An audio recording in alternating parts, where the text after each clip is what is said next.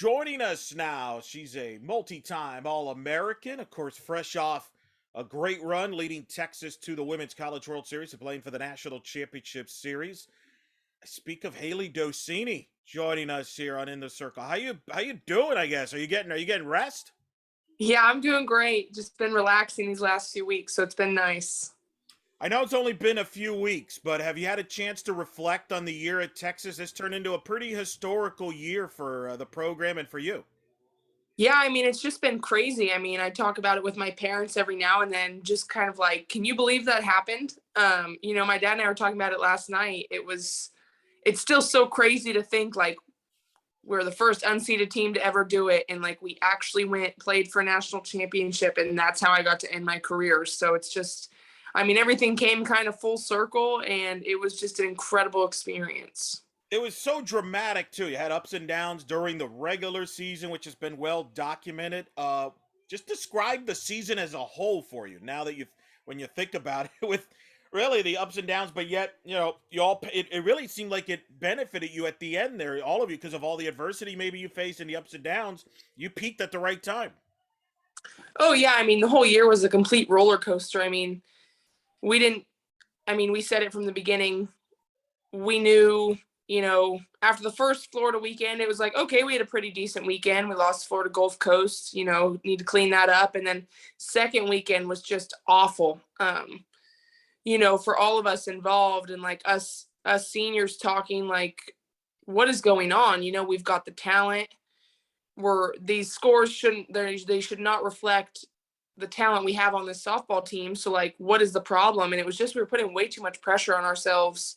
And we hadn't quite figured out how to gel together. We have three of us that came in mid-year. You've got freshmen playing that a few like hadn't been there the first weekend. So it's like, it was kind of like a whole culmination of different things, and just everything that could go wrong went wrong that weekend.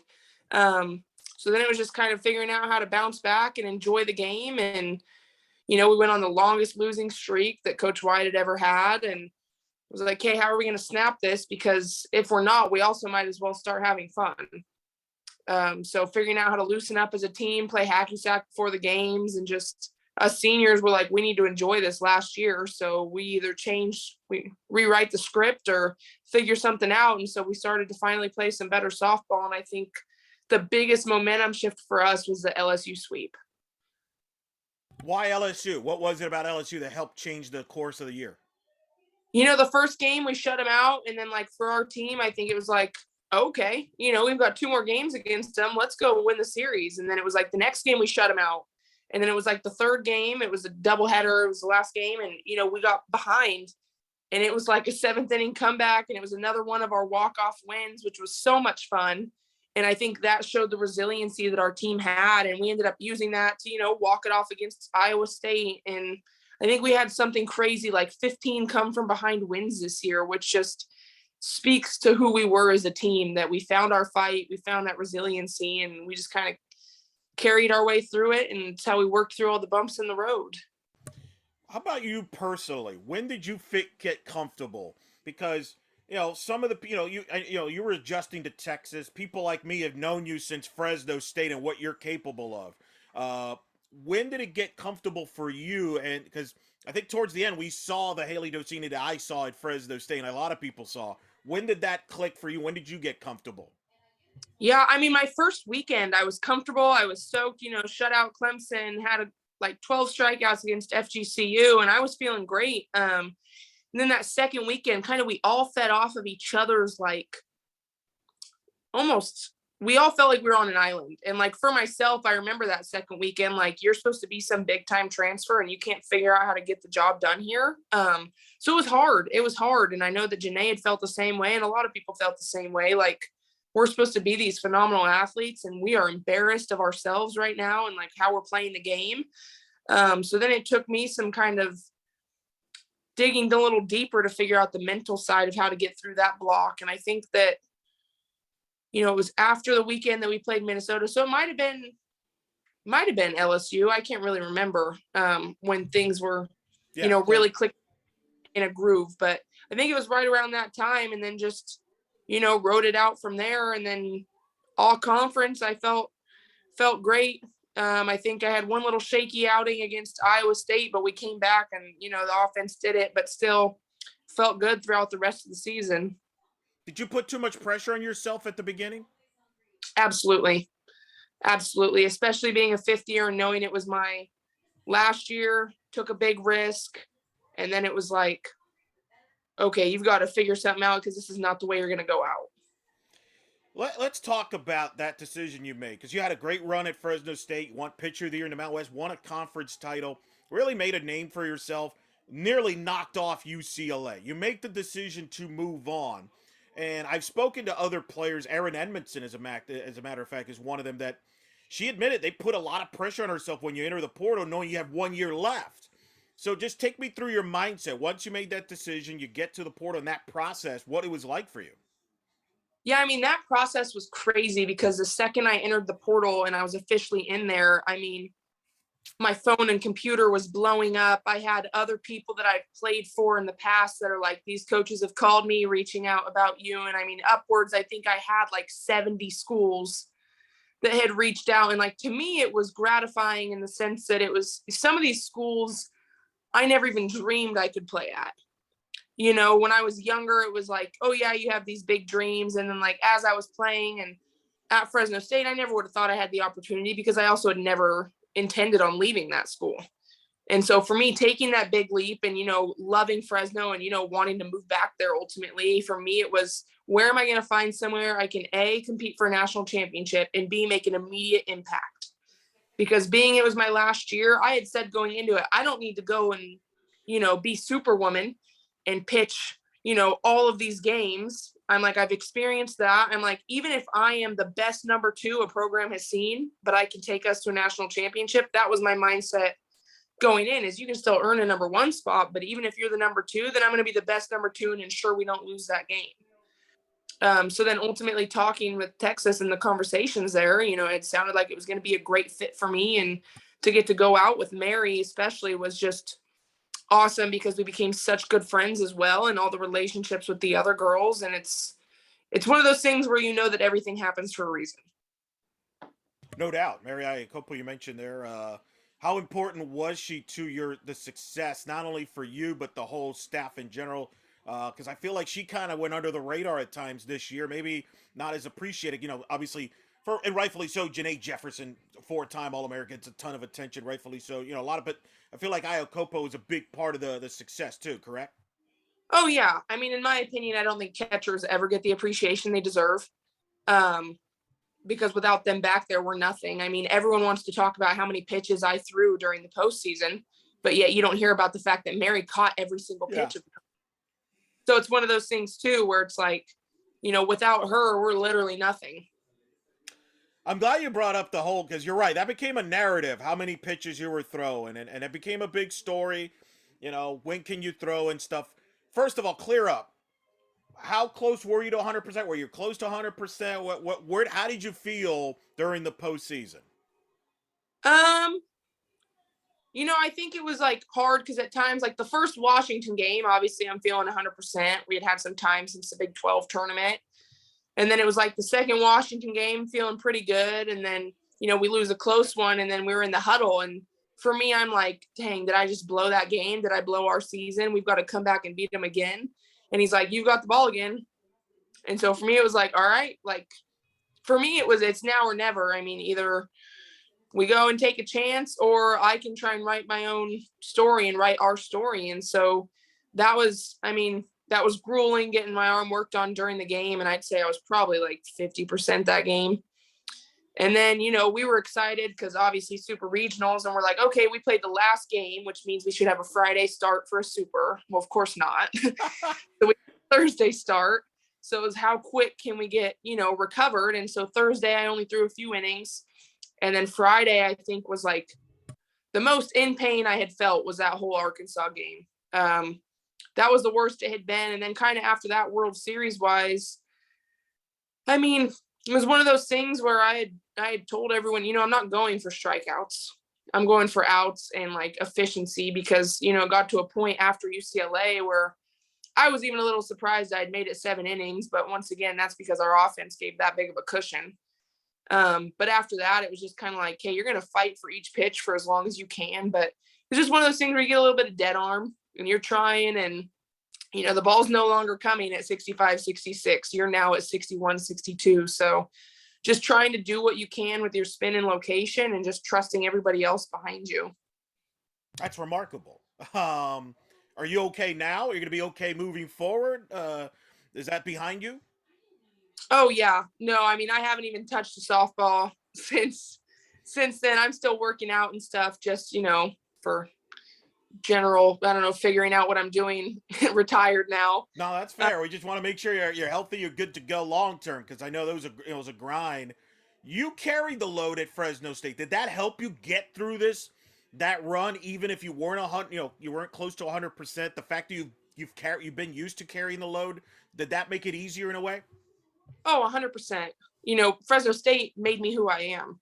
Had I not gone to Fresno and had those great 3 seasons there, I would have never, ended up being the pitcher that I was, because I learned so much about myself and from Coach Cox and from, my teammates there, that allowed me to use those past experiences, when things got hard this year. Let's talk about what got you into softball growing up. Yeah, I mean, my dad had coached high school softball when I was younger. And so I thought those girls were like superwoman. They were amazing to me. And it was just high school at the time, but I didn't know any different as a little girl. I just thought it was awesome. And so then I was 8 years old and wanted to try pitching. And my dad said, that's fine, but we're not going to pitch you in a game until you show us that you really want to do it. Because he had pitched in high school and college and whatever. And he's like, it takes a lot of work. So, I mean, we would pitch in our little cement driveway with our spray painted power line, and did that for a whole year. And then the next year when I got the opportunity, and then, you make all stars, and that success clicked with me at an early age, that it was because I worked so hard, in the driveway and stuff. So for me, it was easy to correlate that. And then it made it more enjoyable having success at a young age, that I wanted to continue. Do you have a favorite player growing up? Oh, I mean, your usual Kat Osterman, Amanda Scarborough, Jenny Finch. I was lucky enough to grow up and actually get to watch them playing. Like I think the first World Series I remember watching was the one that, Washington won with Danielle Laurie. Yep. And just her grit and everything that I got to experience at a young age. Like, I just loved it. Well, that's funny. You mentioned those names because obviously Scarborough called the World Series. And called a lot of your games regional in Seattle. Danielle Laurie was at the World, so you got to meet all of these people. That's pretty good. Oh yeah, I mean that's one of those things that's just, you have to try not to fangirl when you first meet them, because you understand that there's like a mutual respect there, and especially getting Kat as a mentor as well. With her calling all of our games and then just being available to us like as a mental resource was just so incredible, because, I mean, as a kid, if I would have told myself I'd get to learn from Kat Osterman and talk to her often, I would have never imagined it. Yeah, I mean, that's what you decided to come to Texas. That's Kat Osterman. That's people think of Kat Osterman, that program, right? Like, they've had other great pitchers. Blair Luna comes to mind, but really it's Kat Osterman. And it was kind of ironic, fitting now in a way, now that I know this, because you got to pitch when she was honored on that Saturday against Oklahoma, where they put her name and her number up on the stadium there, retire it basically, and you beat Oklahoma on her day. Take me through that day. What was that like? Yeah, so I think it starts kind of the first game of the series. My parents had flown out. I mean, I think I had like 25 people out there that came to support me. So I told my dad, I'm like, we have nothing to lose. We are not supposed to win, let alone play 7 innings. At that time, no one was playing 7 innings with them. So it was like, why am I going to pitch scared? So it was going to be an attack mentality. They'd never seen me before, which was the benefit that I had. I didn't pitch in their conference and I never faced them anywhere else. And so when we lost 3-0 that day, that was a win for us. We played a really good close ball game and they had seemed uncomfortable. And so that was a win for us. And then the next day, yeah, we end up getting run ruled. But if you ask any of us, we didn't, because the energy did not feel like we were down by that much, because had Mary's last out Had that hit been a little bit more to the right or left, that's a 2-run, scoring thing, and we're in the game longer. So we had showed ourselves we could fight and hang in with them. So then that last game of the series, it was like, why not? We just played a great game against them. They're uncomfortable facing you in the box because, like, as a pitcher, you're looking to see what adjustments they're making and talking it over with Mary. And she's like, no, you've got them uncomfortable. And so we just moved the ball around a lot and attacked. And it was, when it's the 6th inning and you still haven't given up a run to them, it's like you get that run support, and that's huge because they're not going to go down without a fight. So then they get that 2-run home run in the 7th, but then we get those 2 outs, and it was like one of the best memories of my career, I think. And to do it on a day where Kat's honored, I mean, that's pretty cool. Did you have interactions with her that day? Oh yeah, because it was her birthday on top of it all as well. Oh, that's right. She had said that's what she wanted for her birthday, was a win against Oklahoma. So we had to deliver. And delivered you did. That's incredible. I did not realize that story. What advice did she give you? You mentioned she was like a mentor to you. She obviously called the games on Longhorn Network. Did you reach out to her to pick her brain? How did that communication start, and what advice did she give you? Yeah, I mean, sometimes it would just be simple stuff of like just talking pregame batting practice, like, how are you feeling today? Think about, I don't know, just how to attack different hitters, or just things like she would used to do, and just even simple conversation that, just meant a lot coming from her, and like how she was like, I believe in you. Or I think my favorite was when she came down in the dugout of the World Series after the UCLA game and gave me a big hug. And she's like, you guys broke the curse. You just did something I could, because all the alumni had said they were always sent home by UCLA. And so like that was big for our alumni, which was big for us. Yeah, she's got a good memory about that stuff for some reason. Yeah. She does. Maybe that's the broadcasting side of her. You're a West Coast girl. You're a Fresno girl. Is that right? No, I'm from Ferndale, so Humboldt County, Northern California. Oh, okay. So how did you end up going to Fresno State? What led you to Fresno? Yeah, so when I transferred out of Riverside, I kind of didn't know where I wanted to go, but I just knew I wanted to be a little bit closer to home. And I'm from a small farming community. And so then when Garza and Coach Cox had reached out at Fresno, and I took a visit there, and it's just kind of a larger scale of where I'm from, I felt more at home. But also getting to work with Coach Cox, I just love her as a person, and she was a huge, huge part in my career. And so everything fit right there. And like my first year there, we had a little bit of a rough year. And then after that, it was COVID. We were on a roll. And then last year, having all those seniors that came back, and especially getting to play with Kelsey Carrasco again, I mean, it was a storybook ending for us there. I would say so. And how did Coach Cox impact you? Well, how did she make you better? Because she did a heck of a job that last year, too. You all won the Mountain West Championship with a lot of stuff going on. You still focused one, and you had your best year. You won Pitcher of the Year in the league. What was it about her that impacted you and the team?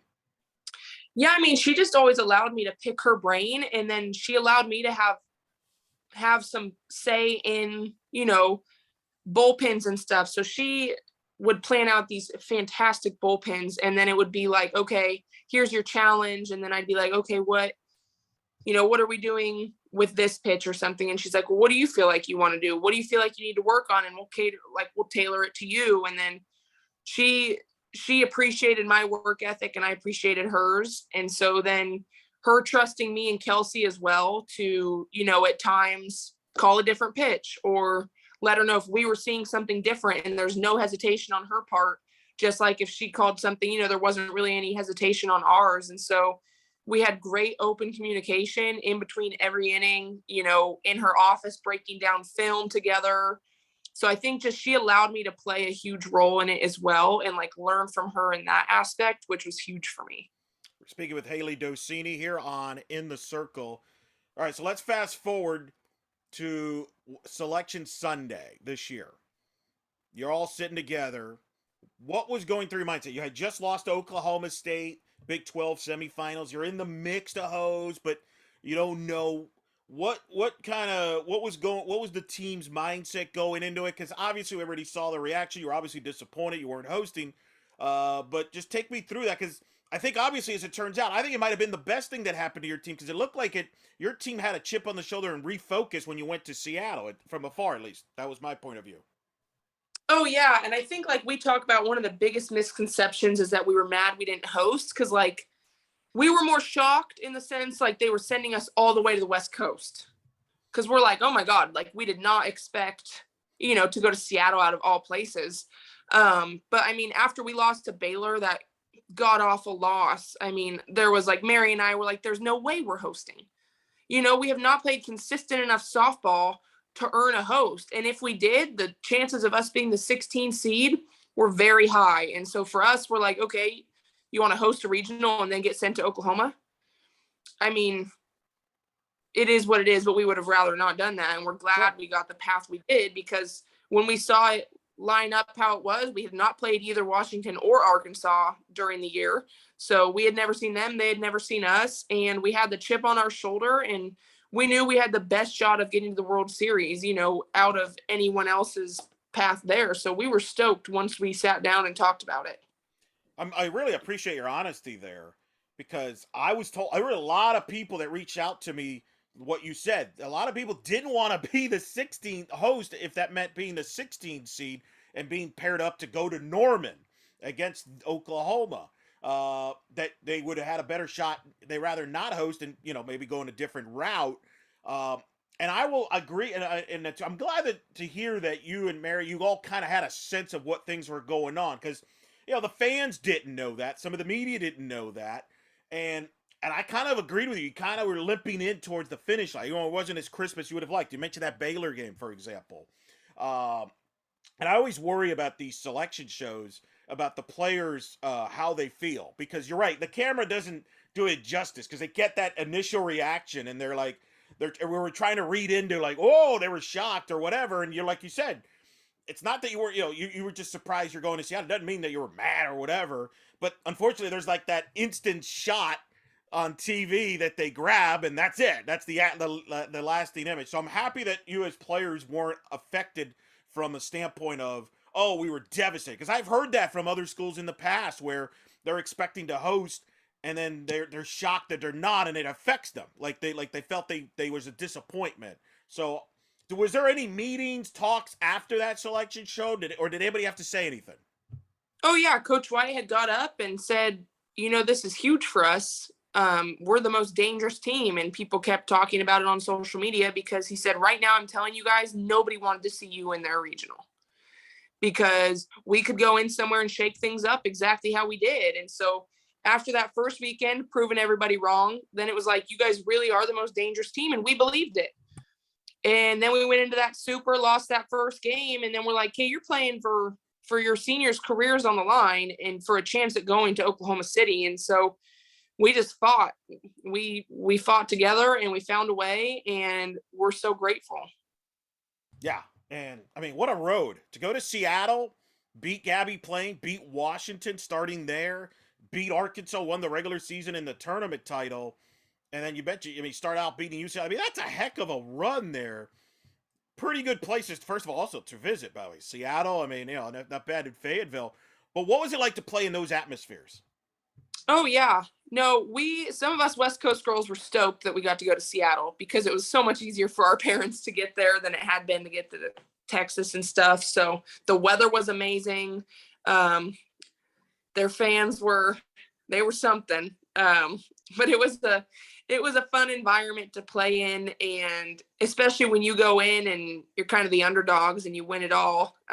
It was awesome. But then Fayetteville, I think, has to be one of my favorite places I've played in. Their fans were incredible. I mean, you can tell they're just fans of the game. They're not out here yelling at us players individually, heckling any of that. I mean, there might have been a little bit, but there always is. But for the majority, they were great to our fans. I mean, my parents were like, we had a phenomenal experience in Fayetteville.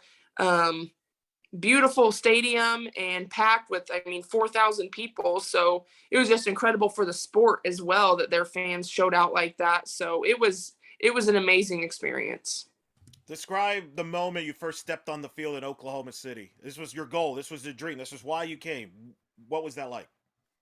Yeah, I mean, when I first walked out on the field by myself before warming up in the bullpen, I definitely got a little bit teary-eyed. I looked around because they kept telling us, just take it all in.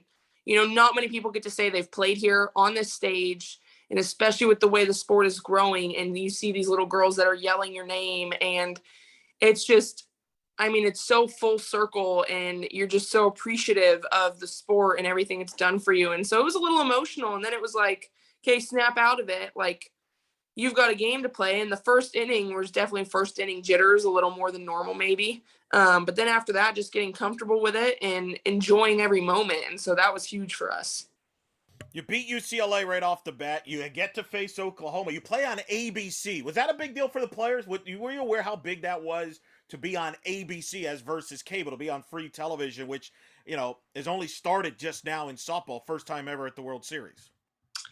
Yeah, I think we might have talked about it more after, when we saw the viewership numbers and just how insane that was. But we tried not to focus on like the streaming and whatnot during the games, because some people, it adds more nerves knowing how many people are watching them. And especially when you're on the biggest stage and you're playing a game of failure, it can be a lot harder on some people to deal with, knowing there's 2.1 million people that are watching at one point.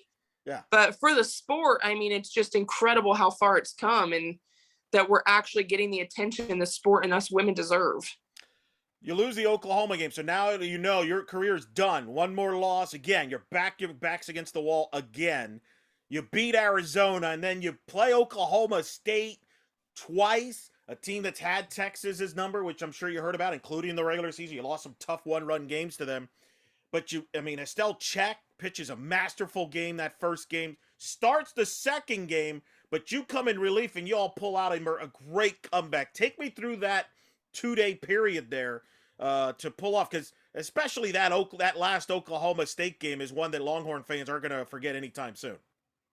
Oh yeah, when we found out we would play Oklahoma State after we beat Arizona, we knew that they would show up kind of almost expecting us to just lose, because a lot of the games that we did play them, we folded, we mentally beat ourselves. And they're a great team, not taking anything away, but just, we knew that they had kind of just expected to beat us one game and then move on. And so, we had something to say about that. And so Estelle went out there and pitched, I think, her best game, of the year. And she was just, amazing. And so then it came time, and Coach White was like, okay, we're going to go with Estelle to start the second game. And I'm like, great. Because they hadn't seen her all regular season either. So, she was kind of the ace up our sleeve there. And we tossed her again in there the second game. She gave us everything she had. And then it was my time to come in and try and shut stuff down. And then our offense was huge, because I go in there and I give up a 2-run home run. And, it's kind of a punch to the gut. And we just stood up and we punched right back. And then we held on to a 1-run lead. And, to us, I think that was more the championship game.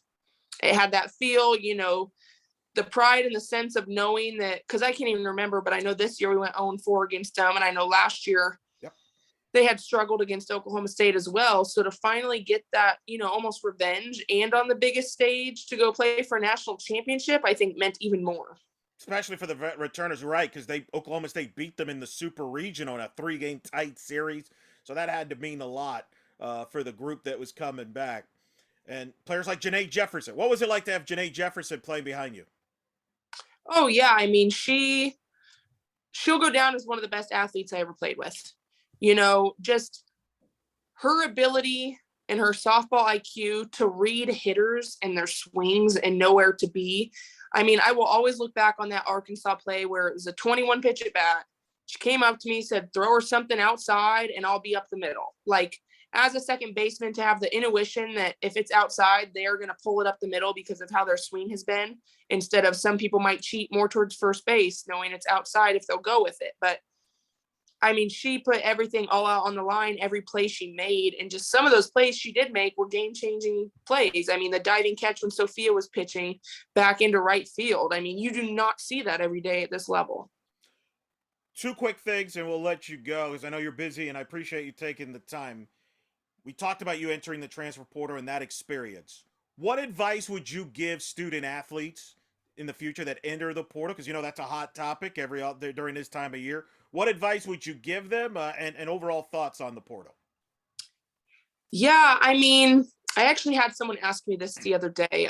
They said, if you could do it all over again, would you start at a small school just to transfer? And I said, absolutely not. I don't view the transfer portal as a way to just use another school and level up. For me and for a lot of these COVID seniors, it was a unique situation. We were given an extra year, and when there's coaching changes made and whatnot, yeah, absolutely, the athlete should have just as much of a right as a coach to leave a program. Um, but I think that everyone's situation is so unique and so different. But I think seeing even this year, I think there might even be more players than last year in it.